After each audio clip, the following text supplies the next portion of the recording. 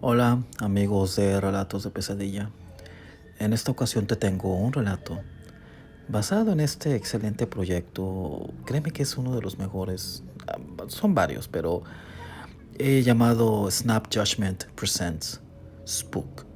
Es un podcast y el canal de YouTube. Te voy a dejar el link de este excelente proyecto para que lo sigas. Y bueno, pues, ¿qué te puedo decir más que ojalá y disfrutes esta historia? No sin antes recordarte que te suscribas a este canal, botón rojo, lado derecho. Recuerda y no se te olvide activar la campanita para que YouTube te notifique cuando subamos nuevos videos. No se te olvide también tu like para que YouTube no esconda nuestro contenido. Y claro, muy importante que compartas nuestros videos para que más personas los vean. Y así pues, lógicamente este canal crezca. Asimismo, te recuerdo que ya abrimos nuestra cuenta de PayPal. Relatos de, sin la E, relatos de pesadilla, @gmail.com. Se aceptan donaciones, apoya este proyecto para que siga creciendo.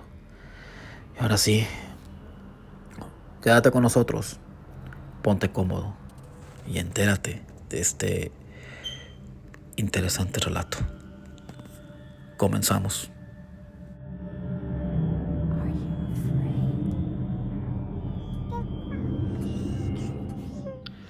Este relato,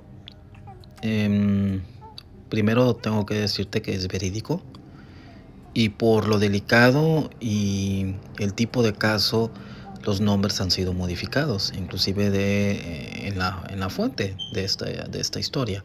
Y bueno, pues aquí también nosotros vamos a modificar los nombres para que pues proteger la identidad de pues vamos a llamarle de las víctimas y testimonios. Esto sucedió en Irlanda, en la República de Irlanda. Al noroeste de ese país se comenta que ya en los límites muchos le llaman el fin del mundo, ¿no? El extremo del mundo, la orilla o el último lado del mundo, así se le conoce. Y se comenta que lo único que hay al final de ese país o del territorio irlandés es millas y millas y millas de bosque. Bosque desértico, bosque, más bosque.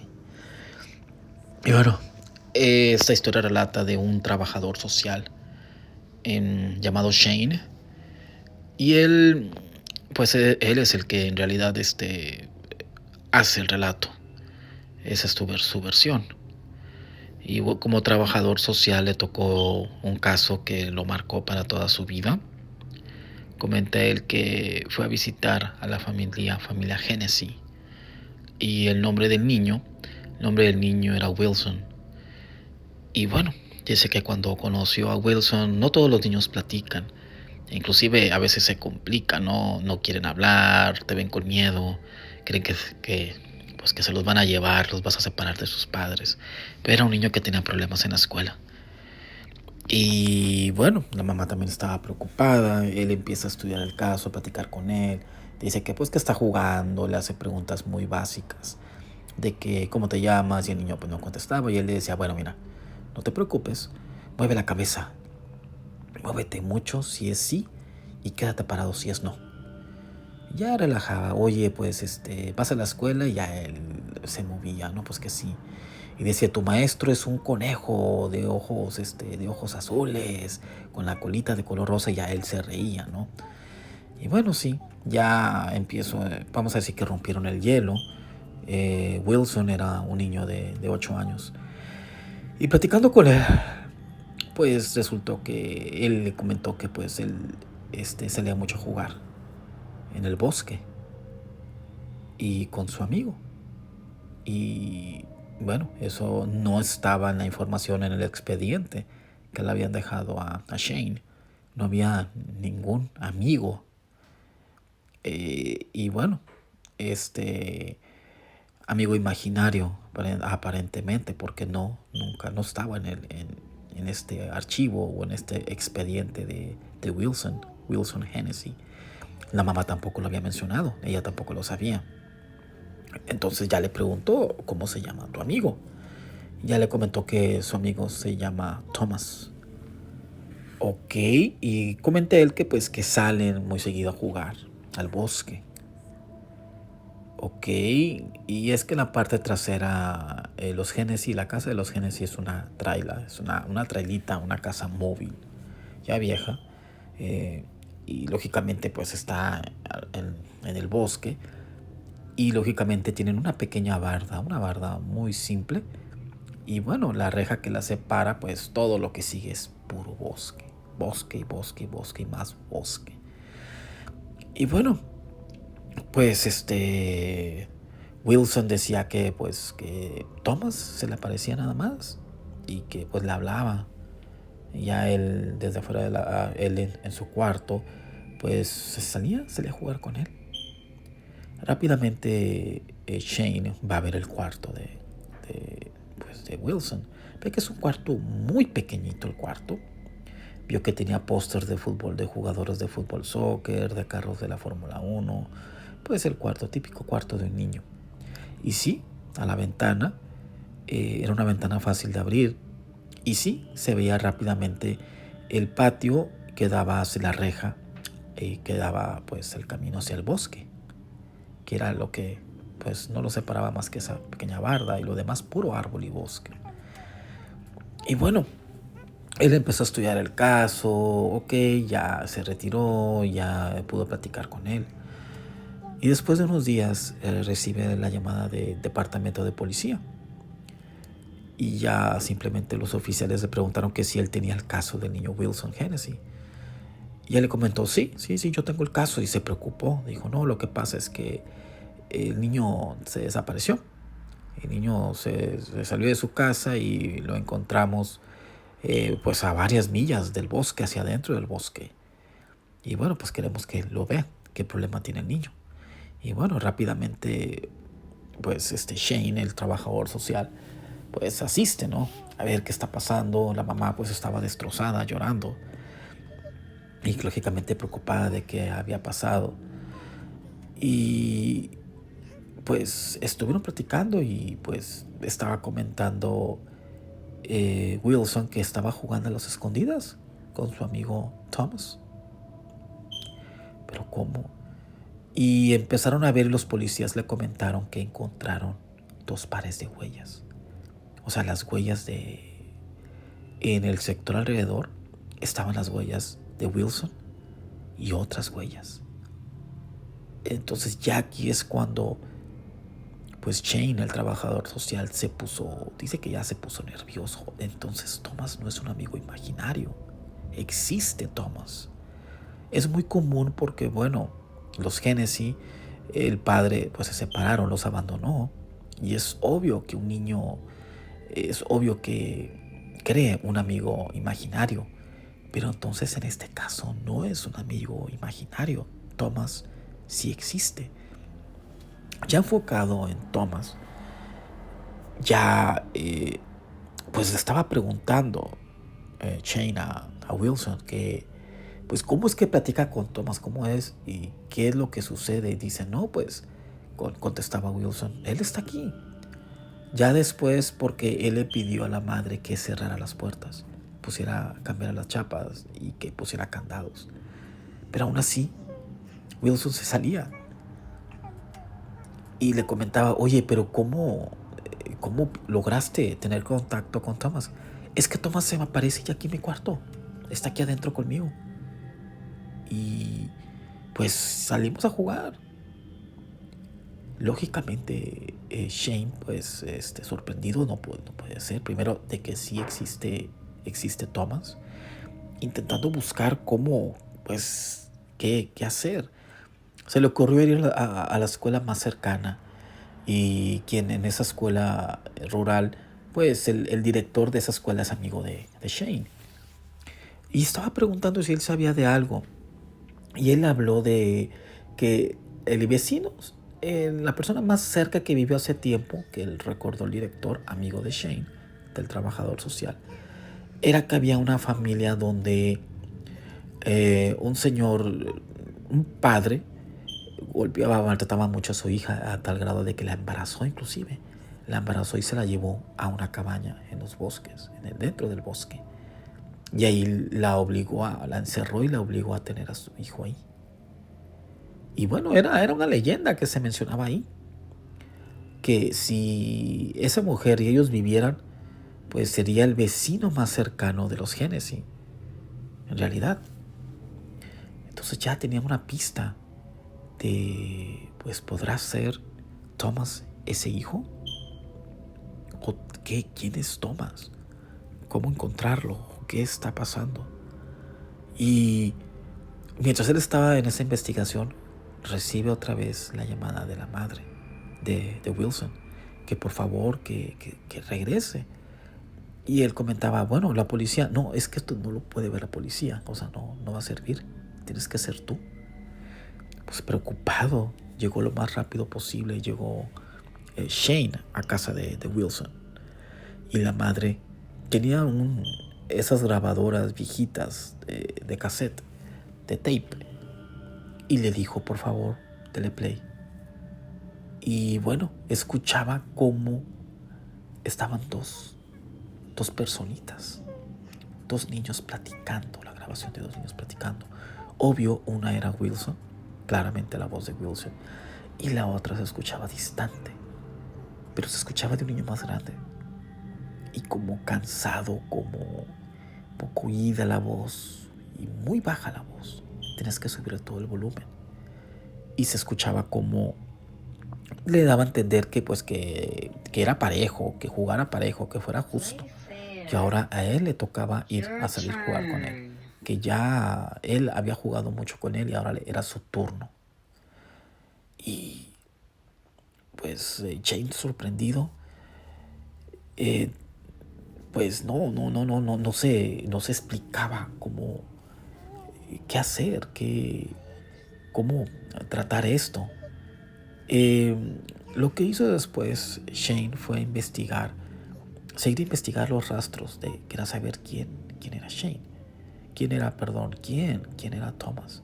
E inclusive otra vez a platicar con Wilson, qué pasó, por qué se salió y lo mismo, es que pues yo es mi amigo y pues él me invita que salga y así lo hacemos. La preocupación de, de Shane es que él, en su experiencia como trabajador social, muchas veces los niños son abusados sexualmente y casos como este llevan a la pederastia, a la pedofilia. Son casos a lo mejor no tan comunes, pero que existen. Y a veces otros niños obligan a otros niños a hacer cosas indebidas. Esa era la preocupación de qué podía influir Thomas en Wilson. Y estuvo preguntando qué hacían o si ya había ido a casa de Thomas, y le comentó que sí, porque inclusive que jugaban, él comentaba a Wilson que como él está solo, porque pues la madre soltera o abandonada más bien, pues ella trabaja todo el día. Wilson está todo el día solo en su casa, en su trailita, en su pequeña casa. Y pues muchas cosas pueden pasar. Entonces decía que jugaban PlayStation en la casa de Wilson. Y le preguntó, pero ya con Thomas, él no tiene PlayStation. ¿Cómo que no tiene PlayStation? Le preguntó Shane. No, allá jugamos al Atari. El Atari era una consola de los 80s, ¿sí? Y eran dos juegos clásicos en aquel tiempo, que era Asteroids, y el otro juego era el de Space Command, de comando del espacio. Y era de los juegos más comunes en esa consola, de las primeras consolas que existían, el Atari. Y luego decía que pues ellos ahí, el programa que él veía, el programa favorito que él veía ahí, les gustaba mucho ver The A-Team, el equipo A. Muchos han de recordar a Mr. T, el programa de Mr. T. Era un programa ochentero también. Y bueno, ahí era poco común en Irlanda ese programa ahora en estos tiempos. poco común. ¿Cómo lo veía? Y eran programas viejos. Y es a lo que jugaba con Thomas en casa de Thomas. Y esa consola, pues sí, la recuerda Shane, que él tenía 13, 14 años cuando el Atari. Y bueno, cada vez esto no tenía explicación, lógica. Entonces sigue indagando, buscando a esta familia, buscando a Thomas, buscando a esta chica abusada por su padre. Y bueno, que para todos era un mito. Que pues se decía que se había matado. Muchos decían que hasta inclusive muchas cosas se decían de este mito. Pero se enteró que había un padre,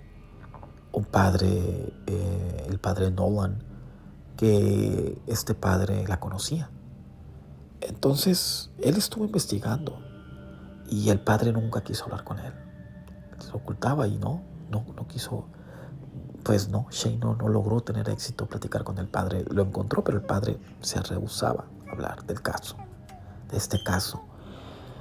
Y bueno, ¿qué sucede posteriormente? Que otra vez desaparece otra vez. O sea, ya era muy común que se saliera, ya era muy común que se saliera de su casa Wilson, debido a que su madre pues trabajaba, tenía que trabajar. Y otra vez la preocupación, la búsqueda. Pero la policía, como era algo muy común, pues Wilson había desaparecido el mismo día. Ya la policía, como era muy común, tenía que esperar de 1 a 2 días para salir a la búsqueda. Y pues la madre no podía esperar. La madre no podía esperar más tiempo. Entonces lo que tuvo que hacer Shane fue buscar a su amigo otra vez, al director y de la escuela rural que estaba cerca en ese sector. Y él conocía perfectamente el bosque. Y con la ayuda de su amigo y de otras personas, fueron a la búsqueda, a buscar a Wilson. Y estaban ellos ahí. Y pues se veían las huellas al principio, pero luego pues, ya siguieron el rastro caminando. Ya después de casi 4 horas de camino, comentan que había una especie de... Estaba todo lleno de árboles del bosque, pero luego hubo un hueco, le dicen hollow, una especie de hueco donde había ya el pasto libre, vamos a decir, donde no había árboles, un pequeño sector. Y allí estaba unas rocas, tipo, vamos a decir que como unas especies, no era un túnel, pero había unas rocas, un sector donde había puras rocas. Y ahí estaba dormido. Estaba dormido, completamente dormido Wilson. Se acerca, ya tranquilo de haberlo encontrado. Y en el momento que escuchaba como el llanto de un bebé. Pero se escuchaba a lo lejos. Y le preguntó, Wilson, ¿estás bien? Y ya lo despertó. Dijo, Thomas, ¿dónde está Thomas? Y le dijo, ahí está. Donde voltea, se vio a unos 200 metros dentro de los árboles. Vio a un niño. Traía una jury. Pero se alcanzaba a ver un niño de la cara sucio, de la cara. Y luego, pero así, en un parpadear de ojos, lo tenía más cerca. Era imposible que corriera tan rápido. Y el llanto de bebé se escuchaba cada vez más fuerte. La verdad era algo de que tenía aterrorizado a Shane y a los presentes. Todos vieron al niño. Y de repente otra vez parpadeó y lo tenía más cerca. A tal grado que ya lo tenía aproximadamente, lo podía ver ya clarito. A unos 10 metros. Se quedó Shane. Y simplemente pues se iba a retirar, ¿no? Ya le dijo, vámonos. Pero al momento de que van a hacer la partida, Shane, como trabajador social, se vio la necesidad de algo podía hacer por Thomas. claro que algo puedo hacer por Thomas, decía Shane. Le dio la mano y dijo, vámonos Thomas, vámonos, te vamos a ayudar, vente con nosotros. En ese momento, dice que Thomas vio y de repente vio una mano, algo, no sé si era un brazo, una mano, que sumergió a Thomas a los árboles del bosque. Comenta él que así como lo succionó el bosque, los llantos del bebé, silencio total, ya no, se desvaneció. Bueno, ya Jane no podía creer, nadie de los que estaban presentes podían creer lo que habían presenciado. Mas, sin embargo, pues tenían que regresar, ¿no? Y lo importante es que ya se había encontrado a Wilson. Y pues no tiene explicación, pero ya había visto pues lo que él dice, que no podía creer. Era un fantasma. No era normal lo que vio de Thomas, comentaba Shane. Días después, el padre Nolan decidió hablar. Contactó ya a Shane y pues él comentó que sí conoció a la madre de Thomas. Él la visitaba comúnmente. Él la visitaba y sí, esto había sucedido en los 80s. Comentaba que pues él la visitaba comúnmente, él la quería ayudar. Y pues sí, la madre víctima del abuso del padre, e inclusive el nombre, nunca supieron el nombre del niño, porque la única manera es que el padre de ella y el susodicho padre del niño se llamaba Thomas. Y por ende, pues ahora cuando mencionan Thomas, pues pudo haber sido el niño. Pero había gente, el padre sí la vio con el bebé, con el niño. Con el niño, entonces ella decía que quería matar al niño, que ya no podía ella con todo lo que tenía, que ella vivía en depresión. El padre se sentía impotente de no poder ayudarla, más lo único que hacía era escucharla, visitarla seguido. Y ella siempre decía que iba a matar al niño, que ya no podía, que tenía que matar al niño. Y él la quería convencer de que no hiciera eso.